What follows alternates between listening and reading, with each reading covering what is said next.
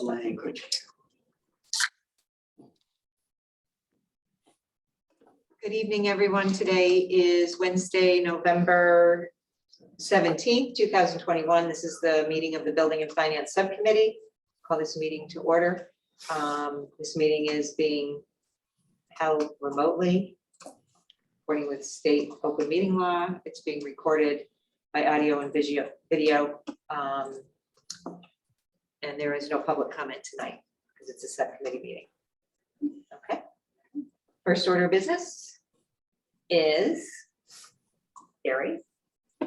Okay, Cody. if we can, Cody is going to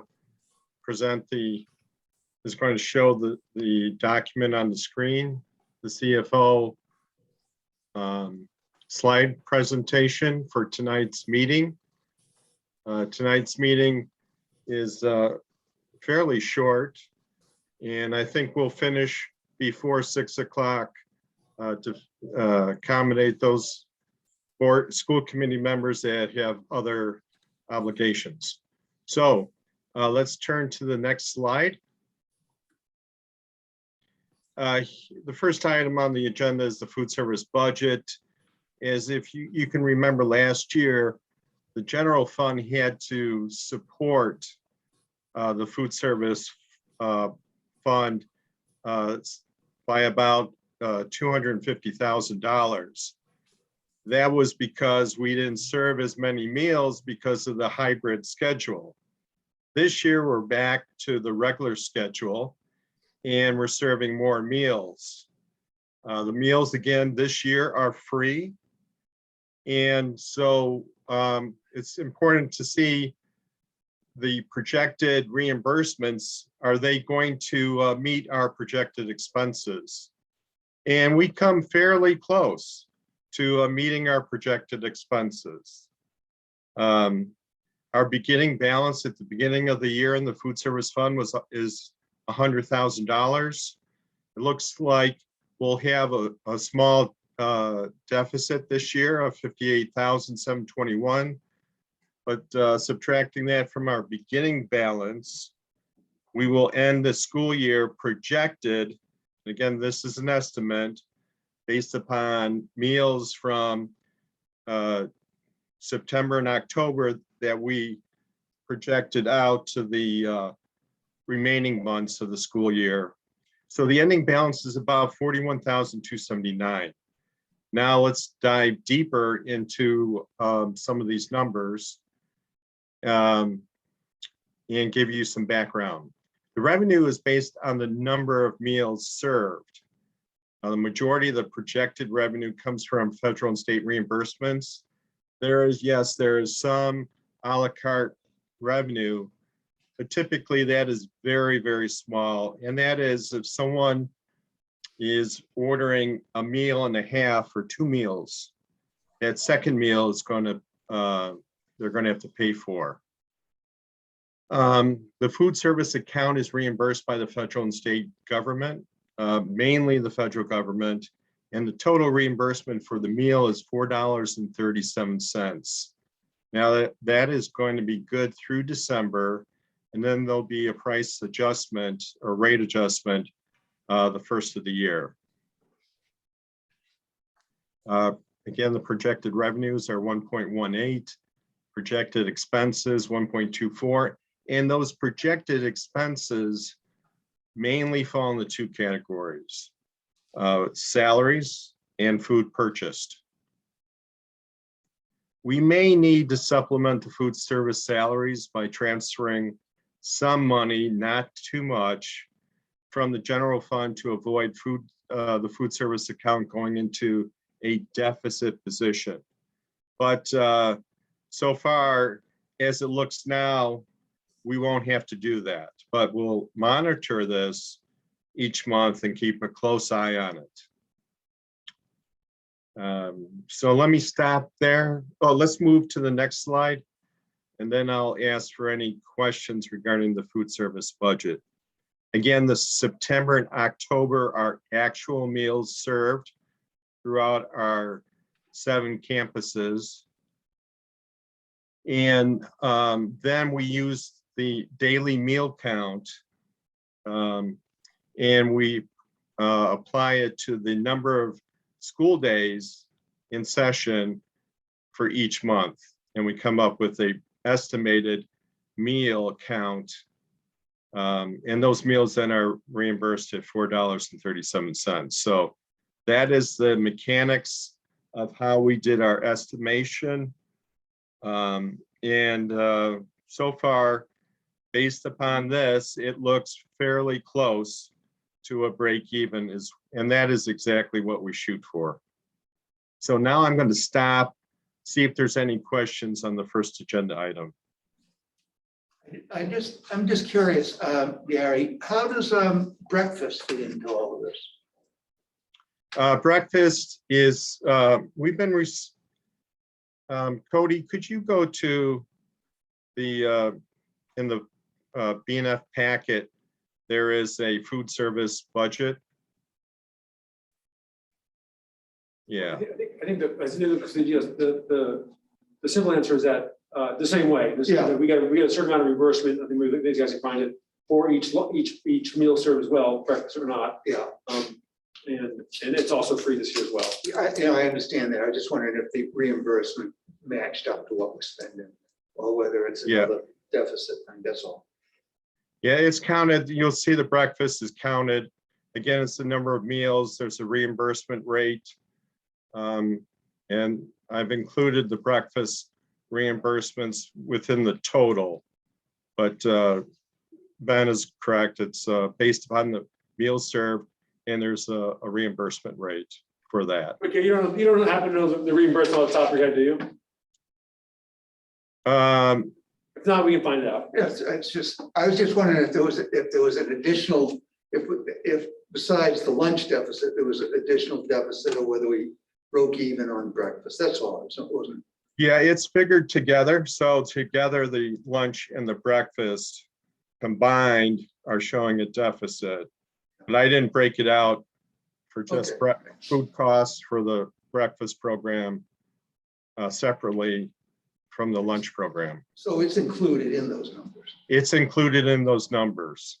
Now, what you were seeing here is just lunch meals, but there's a much smaller reimbursement, which is included in the total revenue.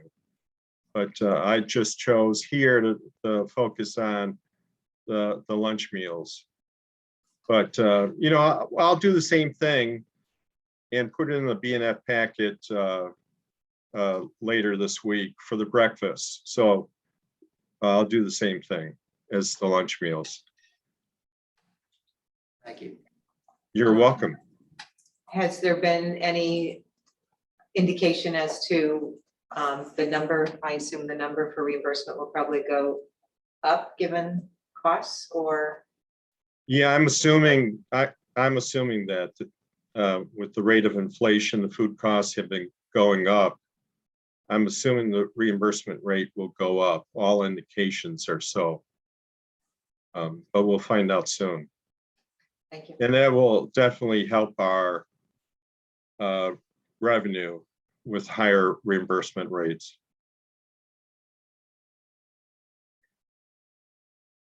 All right. I don't see any other questions. Okay, moving on to the window replacement, which is agenda item number 2. MSBA has, as we've learned, has invited the district into the accelerated repair program to partner on the schematic design study. Now, the first prerequisite, if you will, is for the district to fund the schematic design study. And we'll talk further about that, what that means. But the district will be expected to complete a schematic design study and receive authorization for a project funding agreement by the board of directors no later than 12 months from October 27th, which was the date that the MSBA invited us into the program. So if you do them, looking forward, October 27, 2022, if that's the date for completing the project funding agreement, then we could expect that the earliest that we can complete the project would be the summer of 2023. So that gives you a sort of a horizon of the timeline for this replacement project at O'Malley School. Let's move on to the next slide. Here's the next steps that we need to comply with to move on to the next step. So the approval of funding for the feasibility study and schematic design. MSBA wants the funding approved for the cost. They want documentation that the school committee, the city council, and the mayor has approved the funding. School committee has already provided funding from the current operating budget. It's in the equipment account. We remember we had put away $200,000 for FY22. So we have 159,000 is our current balance, and we're earmarking the 100,000, which we anticipate the cost of the feasibility study and the schematic design. February 25th is some more documentation due to MSBA. There's a routine and capital maintenance plan from the district and DPW. That is a combination of looking at the work order system, preventative maintenance, a written maintenance plan, sufficient staff, and budgeting for repairs and maintenance. So they want to look at that, and that's a document that I can work with Joe Lucido to put together. We have all the component parts. We just have to put it all together in one document. And that's one of the requirements due February 25th. There's another document due, a compliance certification that needs to be signed off by the CEO, superintendent, and school committee chair. Now, the CEO and the superintendent should be the one and the same. That's my understanding. Is that correct?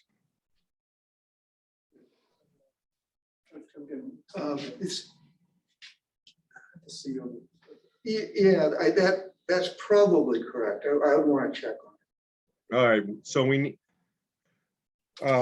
need to check, verify that, but 3 people are required, or 3 titles are required to be signed off. It might be the mayor. I think, yeah, it might be the mayor. I'm pretty sure it's the same language that we had for, that we have for Veterans East Gloucester. And that was always the mayor and the chair myself.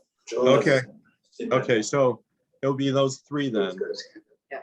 We'll Gary, Joel has a question. yes. Thanks. So similar to the question last time this came up, we're earmarking $100,000. Have we had any clarity? Again, I make the point that we're literally just replacing windows where they are. This whole, schematic design thing, I would hope there's not much design to it other than measuring the windows, inventorying the windows, and maybe planning an install schedule. And so $100,000 to me, an admitted layperson, still seems steep for replacing windows where they are and the shape they are already in. So have we got any more clarity on what we need to do for this plan and what it's going to cost? Or are we still just putting $100,000 out there as a placeholder for now? This is based upon other costs that MSBA gave me other school districts that had window replacement projects of a similar scope and size. And so I extrapolated the cost that they had and then estimated based upon our number of windows, how much that would cost. And so looking at the data, that's how I came up with the $100,000. But that is just a placeholder.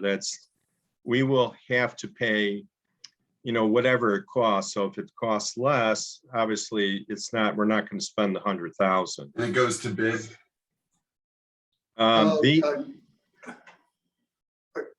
Did you want to respond to that? Yeah, I was just going to say, in the accelerated repair program, what happens is the project manager and the designer are picked by MSBA.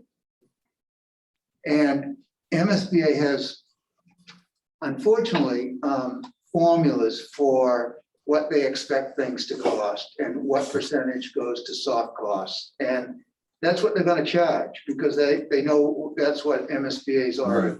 Okay, I understand the way that's going to work. Okay. Yeah. So maybe he's gonna pick somebody, they're gonna know that this is gonna be budgeted 100. And so we should not be surprised if coincidentally their bill for the project is close to 100, right?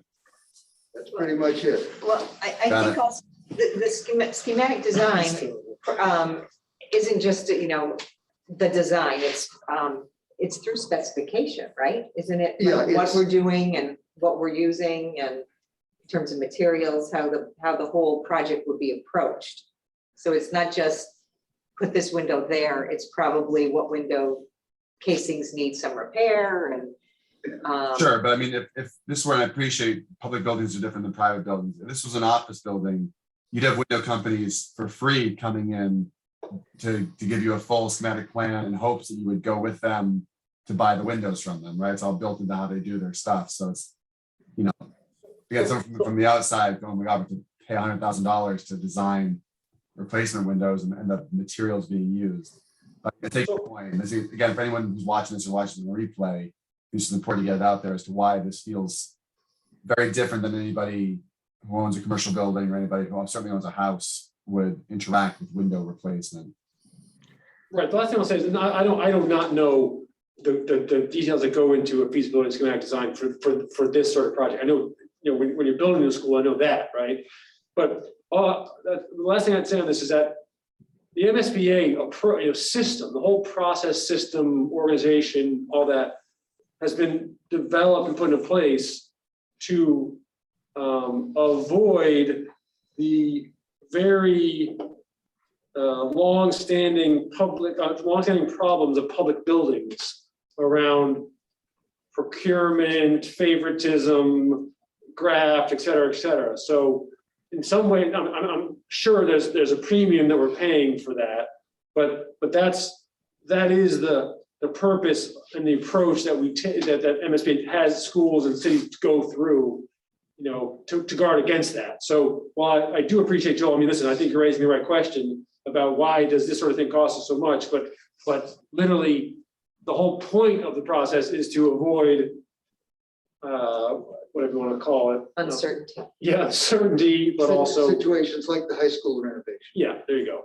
Right, yeah. So, but again, that doesn't answer your direct question, Joel, but that is just a reminder, everyone, like that's the reason that the state does this and for all, and I'm appreciative personally, but anyway. No, that's fine. I think Jonathan put it the best, right? If the $100,000 is the price to pay to avoid a repeat of GHS, money well spent. Yeah. Yes, and that's what we're talking about is one of the 34 items that we need to agree to. So for the certificate of compliance, that we're going to abide by the regulations and the rules by MSBA. One of their rules are that we accept the selection by MSBA of the OPM and designers. And the whole purpose of is to have a fair bidding process so that we get the best cost. And there's an apples to apples comparison. So at any rate, moving on. It is estimated cost, as I said before, $100,000. Funding is already part of the FY '22 operating budget. It's in the school equipment account. And remember, we had, as I said before, we had put, this is the first year we had allocated $200,000 into capital expenses as part of the budget, operating budget. The recommendation is that the school committee requests the mayor and the city council approve the school committee's operating budget allocation for the purpose of completing the feasibility schematic design study for the window replacement at O'Malley School. So this is one of the requirements, is that the city, the school committee approve funding, that make sure that funding is in place for this feasibility schematic design portion of this project. Can I add something before? So what's different about this than from other processes, and Karen and I were sort of going back and forth, this, want to ask this directly to the committee, is that this is money we already have in our budget. So how do we interact with the city council? The city council has essentially approved it already, Right. but we need documentation of their approval because this is already an operating budget. So it's a little bit different than going to them to authorize funding or allocate funding. So I think that this is going to be like us paying for the resource officer. We're gonna have to give that money to the city. And then the city is gonna pay. Oh, okay. That's what I think. okay, all right. Yeah, that sounds, I don't think we can pay MSBA directly. That's what Okay, my all right. experience. okay. That So sounds, we can work with John or Yeah. Kenny on the Yeah. mechanics, Right. but we still, so the question is, what's the, It would take a vote of the city, of the school committee to send the money, just like when we pay the resource officer, when we send money over to the police department. Okay. And once they've got the money, that, you know, that if they've already, it's just, they got the money, I don't think there's much more that has to be done, then they have to spend it. we do have to send literally like a confirmation, you know, to MSBA saying that this has been done and Yeah. approved by city council, school mayor. But, so then what do you guys need to do? Just make a recommendation, vote on a recommendation to the school committee? To transfer the money to the city, But- I guess. We don't know if the city needs a transfer, do we? Well, if Ben's already told, and Ben and Gary have already told, we're gonna pay the $100,000. We've done it. They're expecting it. No, we, you know, as you guys, you know, may or may not remember, because all the details, you allocated and approved $200,000 of capital expenses in the, Right. right, so we have $159,000 of that still available to us. And that's why Gary and I said, you know, 100,000 should be allocated to this. Unless some folks listening right now, no one, I mean, so you know, we can do it that way. That's what we thought was the most straightforward way. Yeah. So my question Yeah, you're quite, yeah. on this also has to do with, we have money in our operating budget for now a capital item Yeah. that will cross fiscal years. Right? Because I don't know. Just say more, keep going, sorry. Well, either we, you know, they allocate the Oh. person I and we see. get the work done. I'm the sorry, I get it, Payments right, yeah, will yeah. cross years. Right, Is I'm with you what now, I'm yeah, I'm with saying. you, yeah, So I do think I think it sounds to me like we need a vote to say the funding's in place. Mhm. And then there's the mechanics, which is Right. the second piece. Like, Yeah. what does John Dunn want us to do in terms of putting this money aside for a capital project so that it doesn't fall to the bottom line at the end of the fiscal year? Right, and then it can't cross the fiscal year, I understand, right, yeah. Yeah. So how do you want to proceed now? In terms of, because you really want the school committee to act, Yeah, right? So maybe add something onto that for a motion that says, if necessary, the money would be transferred to the city specifically for this project. Joel's got his hand up. Go ahead, Joel. He may have a better idea than I do.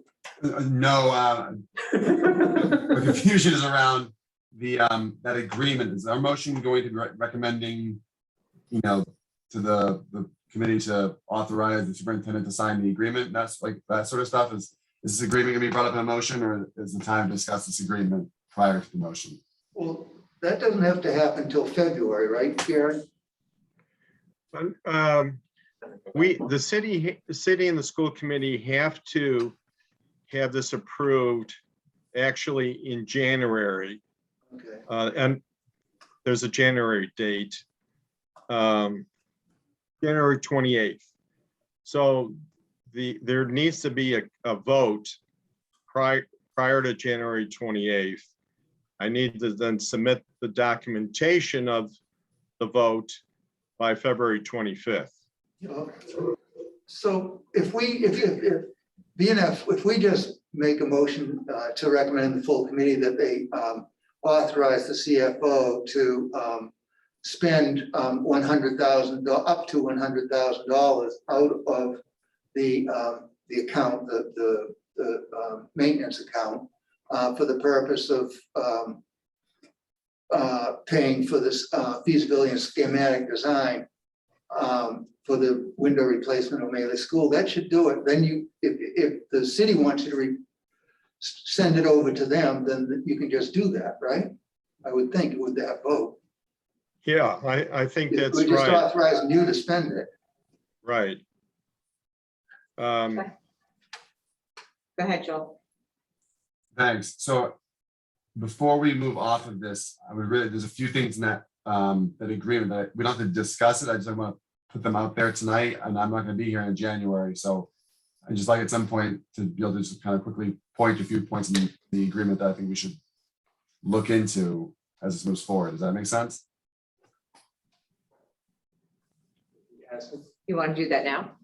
No, I'm happy to. So I think the 6 or the 5 paragraphs I wanted to point out to was number 6. It says the school building has to remain in use as a K through 12 school facility for the useful life of any repair project. So we need to know what the useful life is of this repair project. I know there's no plans to abandon O'Malley in the foreseeable future, but if they say, hey, listen, these are 50-year windows, are we committing to a penalty if we, don't have O'Malley stick around for 50 more years, right? That's number 6. Number 13, you're stating that the need for these repairs are not as a result of lack of adequate routine or capital maintenance. And my understanding is that these are just the way they've been designed, they're single pane glass, right? So we can easily show that it's not a matter of not maintaining these windows, they're not broken, they're just inefficient by design, correct? And Correct. then again, we can, I don't need the answer tonight, I just want to put that out there. Number 22 said that, again, very similar to number 6, it said if you sell, lease, close, or otherwise remove from service, you may have to pay back the financial assistance, and the MSBA may decline to approve any future grants. And there's no sunset on that. Number 6 talks about useful life of the repair. Number 22 never gives an end date to when you're no longer liable for returning funds.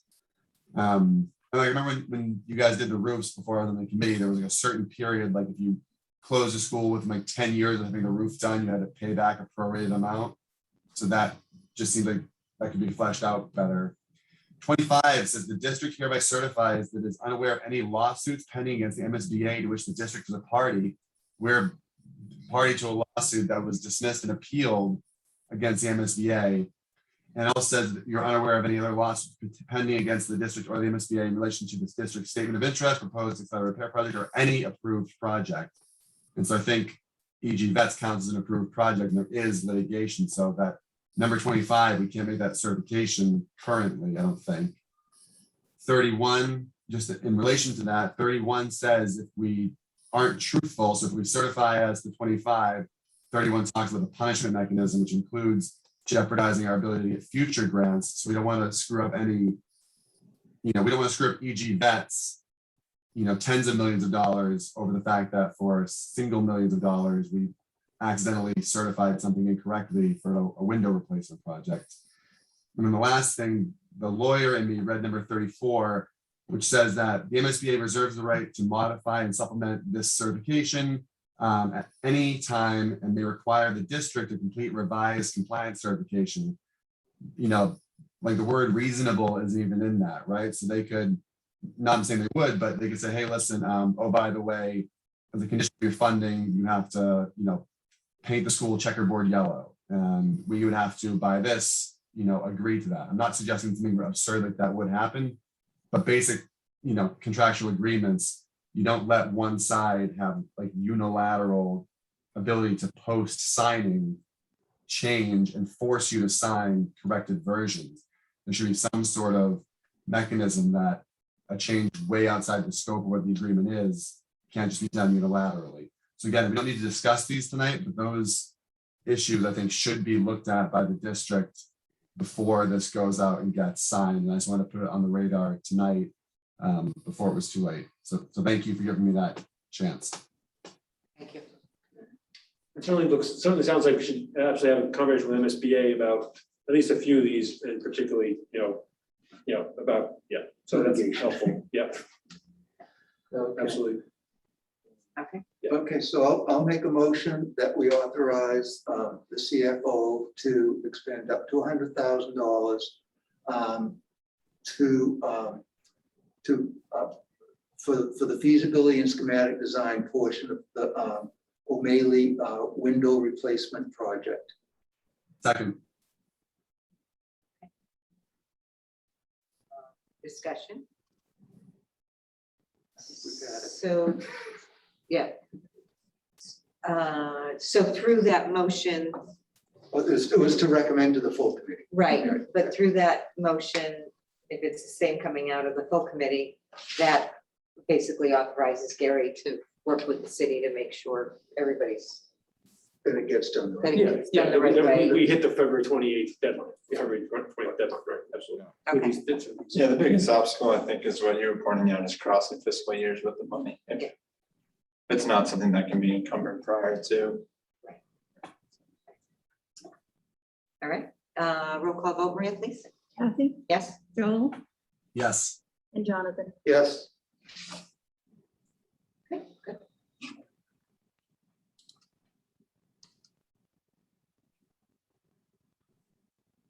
Okay. Thank you. Moving on to the budget calendar. Can you believe FY23 is around the corner? No. Yes, it is. No. Well, planning for FY23 is currently ongoing.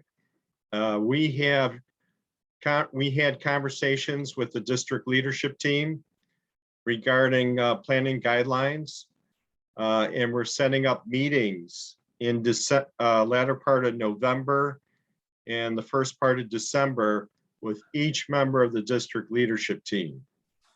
And this is very similar to what we did last year. As you recall, Cody is going to create budget templates like he did in years past. He's going to develop it for each department and school. We are adding one additional department this year. Get your drum roll out, Cody. And that is the ELL, English Language Learners. As you know, that has been growing by 10%. We're going to have Chris Castle be the budget maker for that department, and we'll be able to consolidate all our expenditures for English Language Learners in a new department. There'll be one other one, which I think Gary, talked about, and was also social emotional learning and mental health support, which Amy Cam is director of that over across the district. So and that'll allow us to have not only we'll have a plan district-wide for how we're going to strengthen mental health support and social emotional learning, but we'll also need to attach a budget to that as well. It's a budget that'll be consolidated from other places. It won't be additional. We could add some things to it, but we want to make sure that we have a budget account for that. So would you, for comparison purposes, take who's currently, would you just stop fiscal 22 with where people are and show a 0 to whatever it is for fiscal 23, or would you give us some analysis as to this is the cost of what we currently have. And this is what we project fiscal 23 to be, even if it's incorporated into other existing departments. Right, and the latter is analyze what we have and what we're spending now. Yeah. Understand that. And then it's, I think, I mean, we haven't talked, the three of us have not talked about this yet, but, you know, which, as you said, is then have an understanding of where it's allocated to, but be able to report out and describe, you know, what the expenses are. But let's probably have them still placed where they are. Right. Okay. Yeah, I think we're all saying the same thing. To use the words of Kathy, we would, it would show a 0 in FY22, but we would have a separate exhibit identifying the costs in FY22, for example, ELL, and then we would have the budget for FY23 as part of the new department. What I want to talk about, Gary, with you and Cody is for social emotional learning, mental health support, do we actually make that a separate, you know, budget, or are we just sort of, we can report out the allocations across existing, you know, departments, schools, that sort of thing? Yeah, That's something we can work on. I think right now we can, you know, create a separate, you know, a separate exhibit reporting or totaling the cost across the many different departments for emotional mental health expenditures. So we can that's interesting. We can clearly report on that without making it a separate department. Great, thank you. Yeah. So we'd be happy to do that. January meetings, we have meetings set with the B&F committee.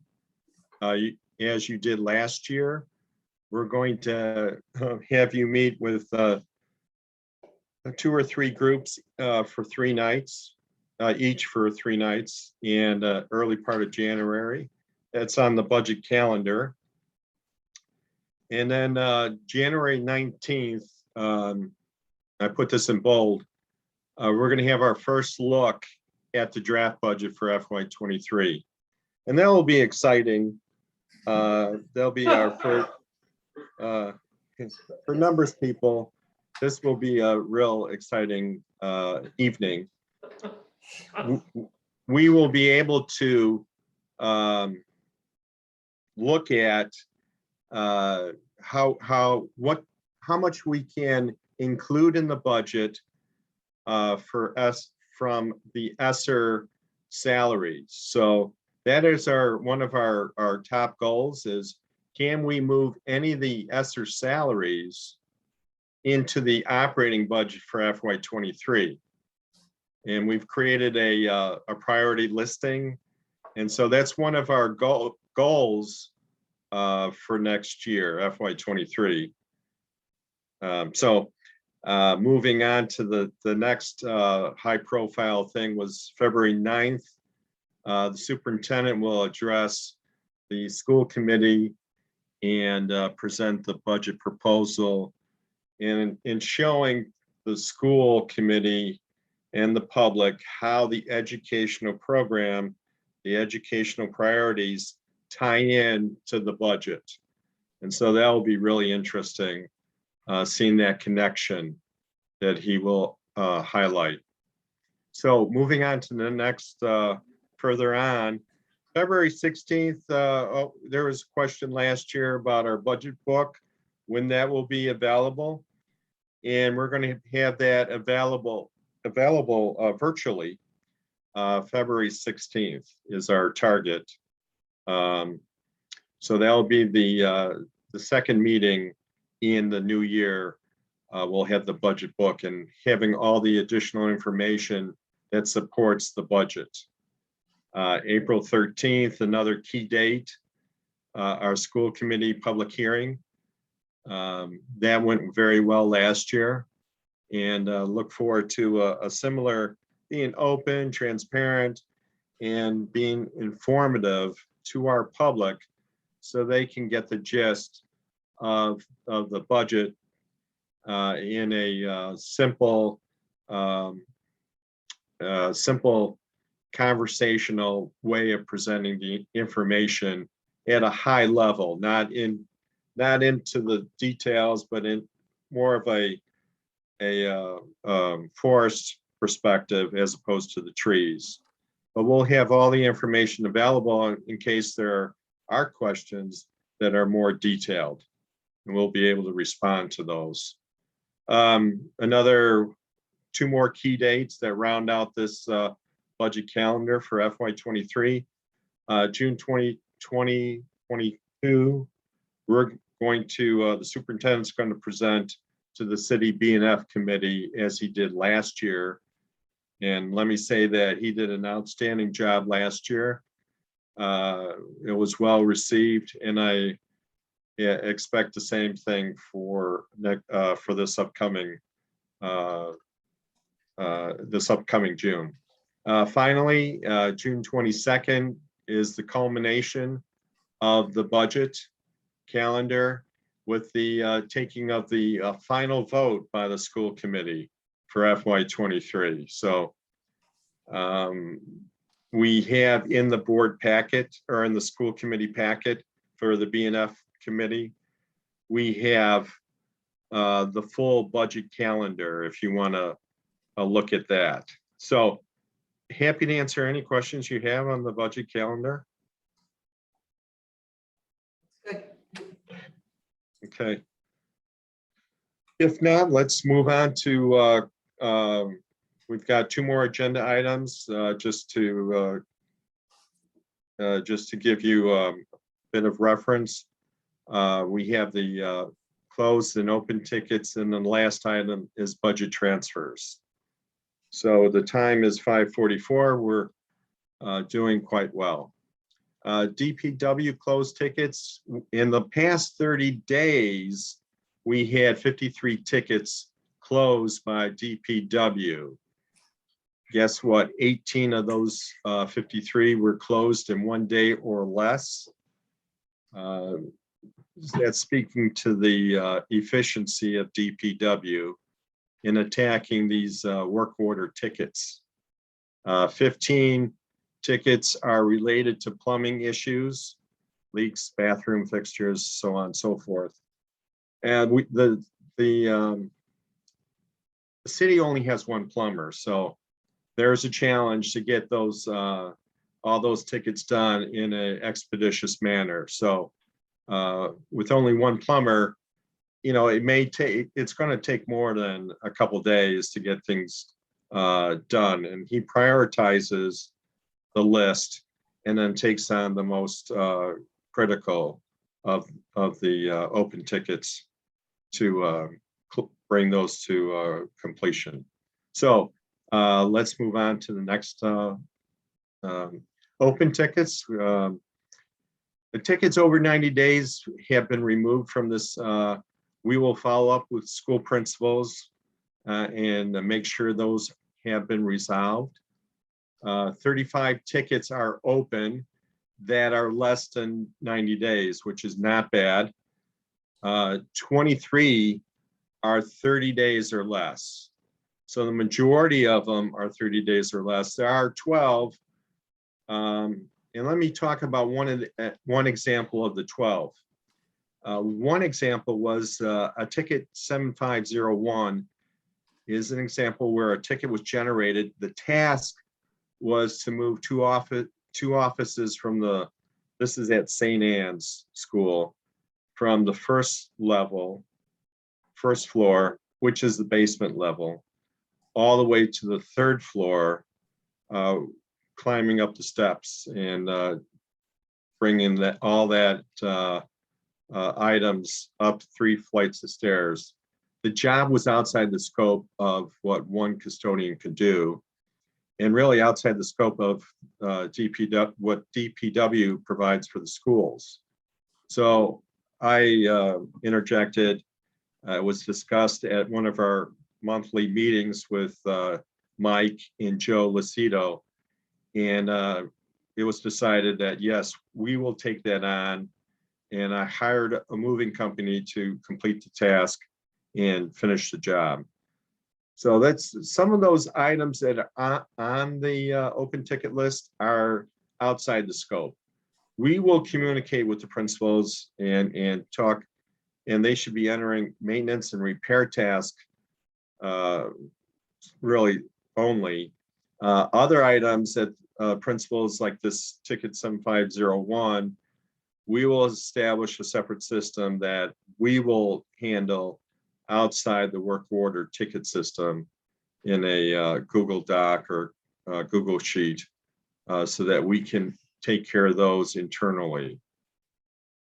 So that's the close and open tickets. I'll address any questions. Joel has a question. Yes, Joel. Yeah, so why were the ones 90 days or older removed? Those seem to be ones we should be looking at as well. Yes, because that's been repeated. They haven't changed. And I want to tackle that separately and focus on, okay, what on the 90 days or less, what do we really have? And focus on that with this committee. And like I said, I'm going to tackle the other ones. Need attention. Some could be no longer applicable. I didn't want to confuse the issue, and I wanted to look at fresh information. So I'm just one person, but I would think that we as a committee have the ability to understand what is new and what is old. And then obviously if the older ones have cycled off, you know, I have the old list from previous meetings, and you know, there are some that I'm curious about. And if I had to have the information, I looked at this list, I hadn't realized if you look at the top, you wrote open all, not open all within 90 days. So it's misleading the way it's titled, suggests this is what's left of the list. And I thought, wow, they really cleared up some of those really lingering ones. That's amazing. And what's happened instead is they've just been removed from publication. And anyone who goes and finds this agenda or finds this presentation tonight, you know, would have to go one meeting back to figure out what else might be out there. But we have no way of knowing from this how many of those items are still outstanding another month later, how many of those items have been corrected or resolved. And so again, you know, I'm only one person, I'm not going to be here much longer, but this to me seems like it's not displaying the information that this subcommittee should be getting, even if it is, you know, this, if a ticket's 300 days old, yeah, it will have been on a lot of lists, but that's what happens when a ticket gets out to 300 days, right? And if anything, that should be more motivating for us as a committee to keep an eye on, you know, this ticket that keeps growing and growing and growing, not, you know, don't worry, you've seen this ticket 10 times before, we're just gonna look at the new stuff. Like, well, you know, this ticket's out here for 11th time, I wanna see it for the 11th time also, because we should really know that something's not getting fixed, you know, that was reported 300 days ago.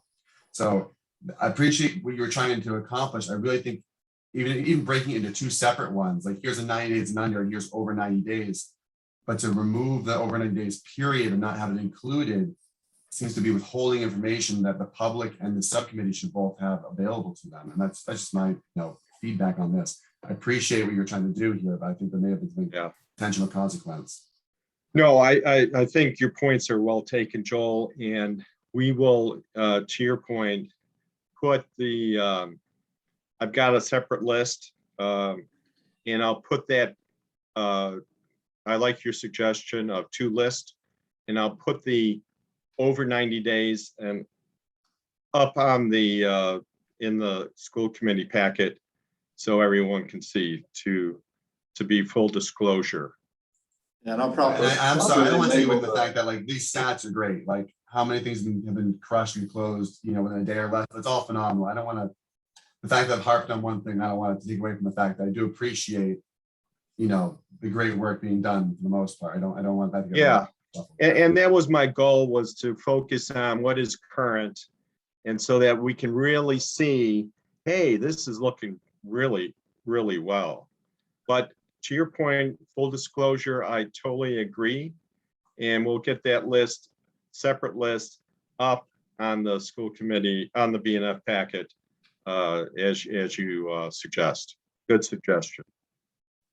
Yeah, I'll be sure to label the reports within the folder correctly as well, that you're right, it is misleading to say open all and not have it indicate less than 90. So that's my fault on that one, and won't happen again. Thank you. I mean, that's why pencils have erasers, right? It's okay. I just want to summarize and just say DPW has done an excellent job. I just want to end with that because in fact, they really have. So if I can just respond to that, I think so also, just quick anecdote, I was at GHS for the Interact Trivia a week or two ago. And like, it's been less than 20 years since I was there, and I walked through that school going, I have never seen the school so clean. I still have somewhat recent memories of being in that building a lot. And I saw how clean it was nowadays. I said, wow, they really are doing an excellent job with that building. It's crazy to see how just everything's really, really clean in there. And so I want to echo what Gary was saying about the DPW's work. Yeah. One thing to give a heads up on that, just because we returned to the high school here, is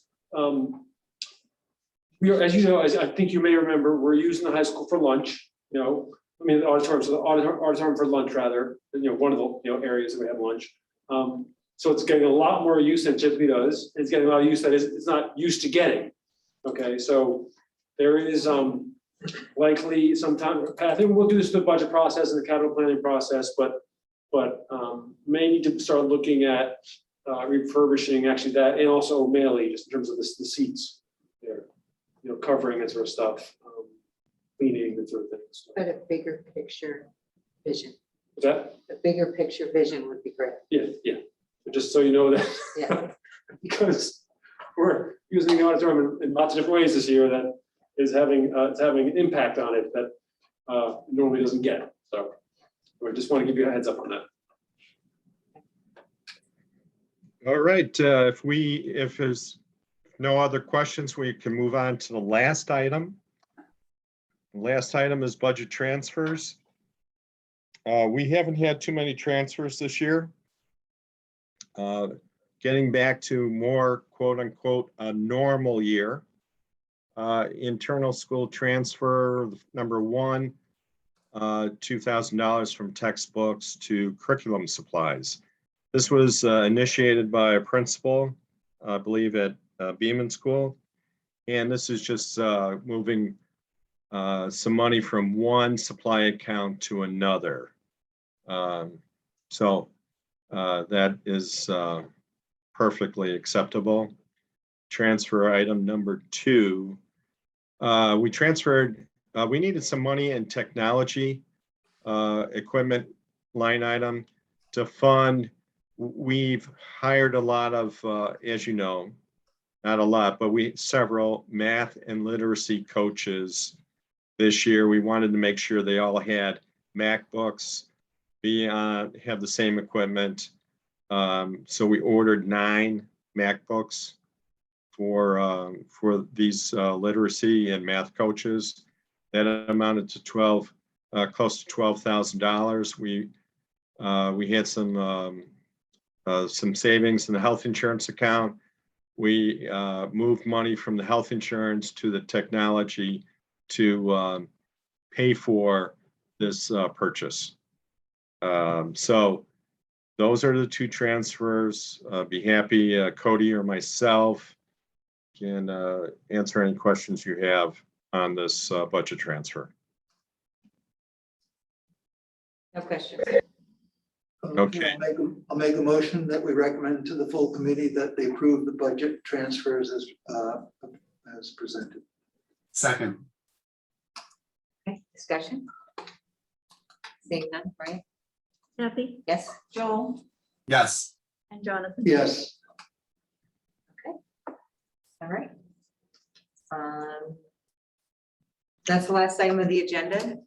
I Yes. just want to bring up for next time or in the future, MASC sent out a letter with updates to financial policies as it relates to good oversight of information. So those policies suggestions should be reviewed at a future B&F meeting. Okay. Okay. Okay. give one bit of, just an update. Just on the modulars, just so you know, that worked with Frank Cousins and John Dunn the last few days to make sure that in the mayor's report is, the modulars are in the mayor's report and exterior painting. So that can be referred to B&F when the city council meets on this upcoming Tuesday. So, we're moving ahead and looking for that process to happen throughout December. Excellent. Excellent. Okay, motion, anybody want to make the motion? Motion to adjourn. Second, Kathy, Yes, Joel, yes, Yes. great. Good night, everyone. Thank you. thank you. Night. Thanks, Gary. Hey, Gary, you look good. Yeah, thank you. Yeah. I take pride in that. Always look good is my motto. All right, take care. Have a nice evening, everyone. Thank you. Bye. Bye-bye.